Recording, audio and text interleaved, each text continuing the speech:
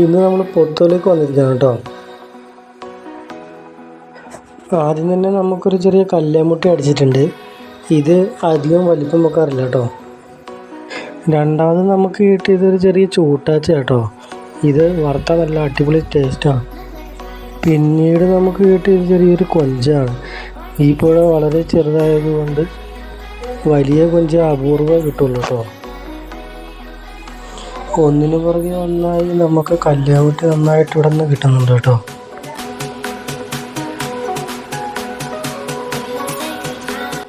പിന്നീട് ചൂണ്ടകളിലൊന്നും പെട്ടെന്ന് പിടിക്കാത്ത ഒരു കൂരലിനെ കിട്ടിയിരുന്നു കേട്ടോ. ഇവൻ്റെ വാല് കാണാൻ നല്ല ഭംഗിയാണ്. പിന്നെ വേനലാകുമ്പോൾ ഞങ്ങൾ വലയ്ക്ക് പിടിക്കുന്ന കുറച്ച് വലിയ ചൂട്ടാച്ചേനെ ഇവിടുന്ന് കിട്ടിയിരുന്നു കേട്ടോ.